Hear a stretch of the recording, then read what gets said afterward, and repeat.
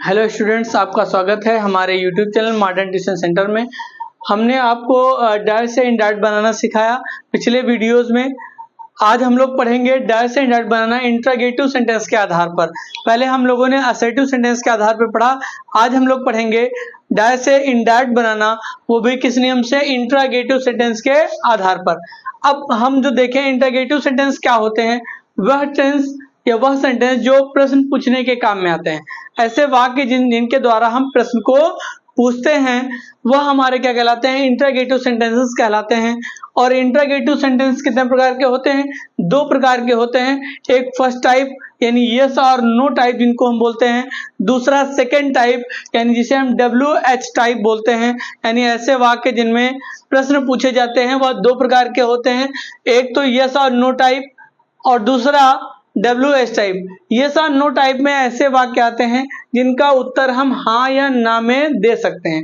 ऐसे वाक्य जिनका उत्तर हम हाँ या ना में दे सकते हैं, लेकिन जो WH टाइप है इनका उत्तर हाँ या ना में नहीं होता है बल्कि विस्तृत उत्तर दिया जाता है। तो हम लोग देखेंगे सामान्यतः क्या होता है, यह सामान्यतः सहायक क्रिया से प्रारंभ होते हैं। जो WH टाइप वाले होते हैं वो किससे शुरू होते हैं? सहायक क्रिया से प्रारंभ होते हैं और इनका उत्तर हाँ या ना में दिया जा सकता है।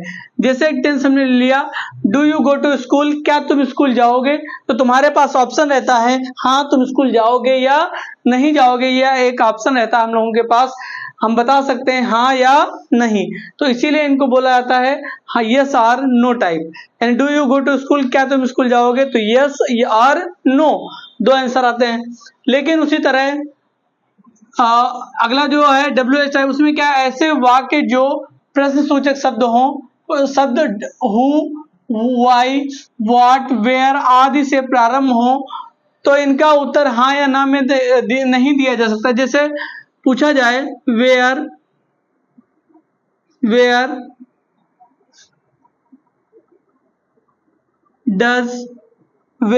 डज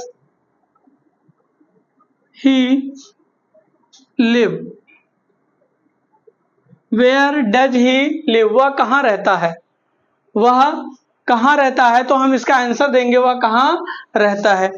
आगे हम इसमें देखेंगे, अगला है इनडायरेक्ट से इनडायरेक्ट बनाते समय। डायरेक्ट से इनडायरेक्ट बनाते समय किन बातों को ध्यान में रखना है, ये बात हम लोग देखेंगे इन इंट्रोगेटिव सेंटेंसेस में।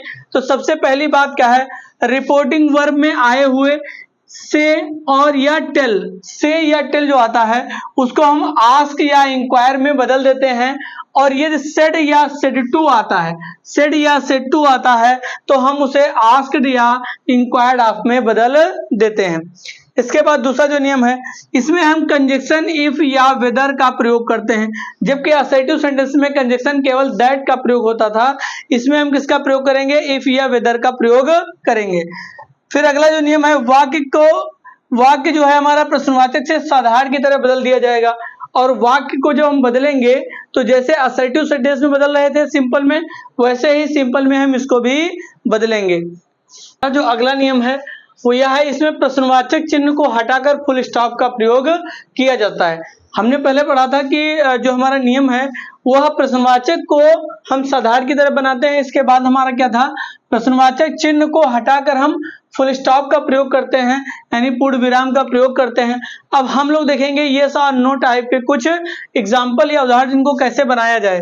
तो he said to me are you going to school today, तो हम लोग इसको बनाएंगे ही सेड टू को हमने बताया कि रिपोर्टिंग वर्ब को किसमें बदलते हैं, आस्क्ड या इंक्वायर्ड में बदलते हैं। तो हम यहाँ पे क्या लिख देंगे, सेड टू की जगह आस्क्ड, तो ही आस्क्ड मी। कंजक्शन हम क्या लगाएंगे, इफ या वेदर, तो हम क्या लगा देंगे, इफ। आगे ये tense are you going to school today, इसको हम सिंपल में देखें तो सिंपल में क्या हो जाएगा, you are going to school.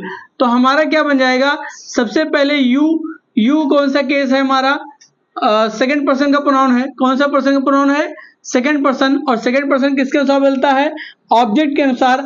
Object हमारा क्या है, मी का सब्जेक्टिव केस क्या होता है हमारा, आई। और ये टेंस कौन सा है, यू आर गोइंग, तो ये हमारा टेंस प्रेजेंट कंटिन्यूअस का है। किसमें बदलेंगे, पास्ट कंटिन्यूअस में। तो आई के बाद क्या आ जाएगा, वाज आ जाएगा, आई के साथ वाज का प्रयोग होता है। I was going to school, और टुडे को हम बदल देंगे किसमें, दैट डे में। टुडे को दैट डे में, निकटता वाले में ये बात हमने बताई थी कि टुडे को दैट डे में बदला जाएगा। अगला है he said to him will you listen to such a man, तो हमारा हो जाएगा ही सेड टू को किस में बदल देंगे, आस्क्ड में। रिपोर्टिंग वर्ब में आए हुए सेड या सेड टू को हम किस में बदल देंगे, आस्क्ड में। तो ही आस्क्ड हिम, कंजक्शन क्या लग जाएगा, इफ या वेदर, तो कंजक्शन हम इफ लगा लेंगे। अब देखो will you listen to such a man, तो हम लोग क्या करेंगे, इसमें जो हमारा टेंस है उसको हम सिंपल की तरह देखेंगे, यू विल की तरह। तो यू हमारा सेकंड पर्सन का प्रोनाउन है, सब्जेक्ट हम इसको हम ऑब्जेक्ट के अनुसार बदलेंगे, तो ऑब्जेक्ट हमारा क्या है, हिम। यू सेकंड पर्सन का प्रोनाउन है, किसके अनुसार बदलेगा, ऑब्जेक्ट के अनुसार। ऑब्जेक्ट क्या है हमारा, हिम। हिम का सब्जेक्टिव केस क्या होता है, तो ही आ जाता है। तो ही विल को हम किसमें बदलते हैं, वुड में, तो he would listen to such a man. फिर हम इसके बाद देखेंगे अगला, जो कि हमारा अंतिम टेंस है।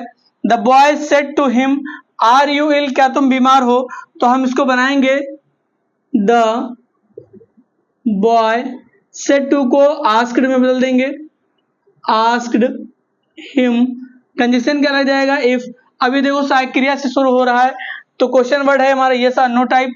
अब हम इसको सिंपल की तरह देखेंगे, यू आर, तो यू फिर आ रहा है, यू सेकंड पर्सन का प्रोनाउन है, किसके अनुसार चेंज होगा, ऑब्जेक्ट हमारा क्या है, हिम। हिम का सब्जेक्टिव केस क्या हो जाएगा, ही, और आर को हम बदल लेंगे, ही के साथ क्या लग जाएगा, वाज, तो ही वाज इल। ये हमारा बन जाएगा the boy asked him if he was ill, वह बीमार था। तो हम इसको देखेंगे, इस तरह से बनाएंगे।